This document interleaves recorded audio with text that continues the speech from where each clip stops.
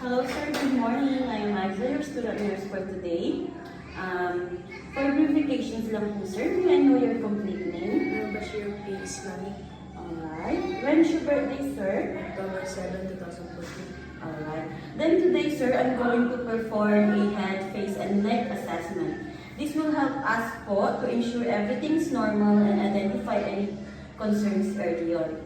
Sir, okay lang po ba sa inyo kung may hahawakan lang ako na certain parts of your body, specifically po sa face, neck, and head po? Okay, sir. So, sir, before I start, I already gather all the equipments that I'm going to use and provide privacy for the patient and also ask the patients if they are comfortable. Okay naman po kayo, sir?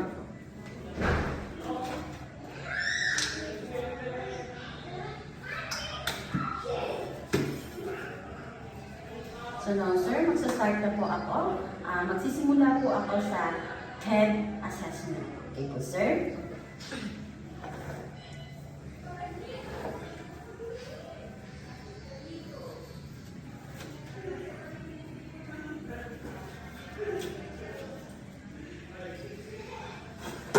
Sir, may konting katanungan lang po ako sa inyo.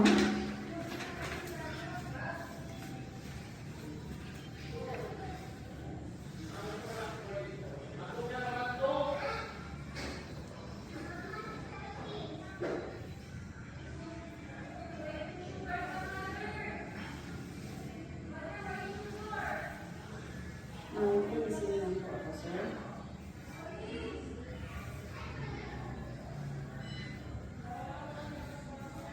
So, sir, ang buhok niyo po ay malinis, walang sugat at pantay ang buhok. Sa ano naman po, sir, wala po akong nakapangbukol o pamamaga sa inyong ulo. Normal naman po ang shape at ang traumatic. No signs of trauma po, sir. So, next is face mold assessment. Paki-smile po, sir. Okay. Pakitaas ng kilay.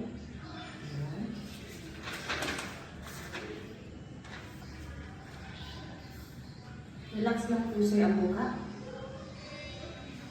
Smile po, sir.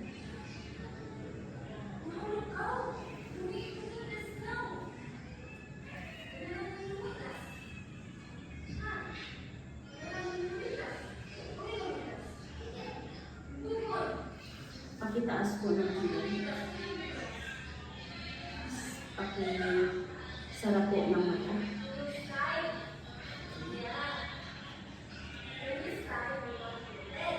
Good, sir. Next po is yung neck assessment. Pakikiling po ng ulo sa kanan. Okay. Sa kaliwa.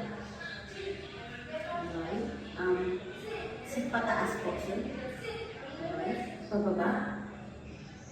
Okay. Pakiangan po ng kanto.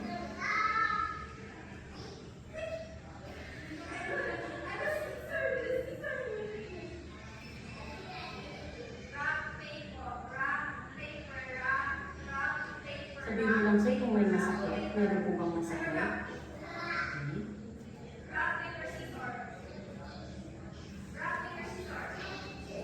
Pantay naman po ang inyong leeg. Wala naman po ako nakikita o nakakapang bukol sa inyong leeg.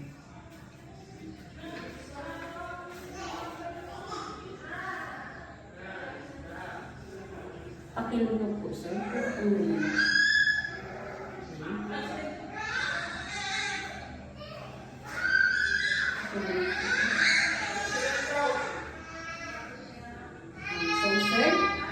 Tapos na po tayo.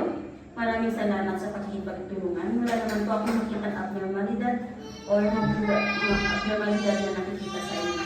So, sir, salamat po sa inyong pakikipagtulungan. Thank you so much, sir.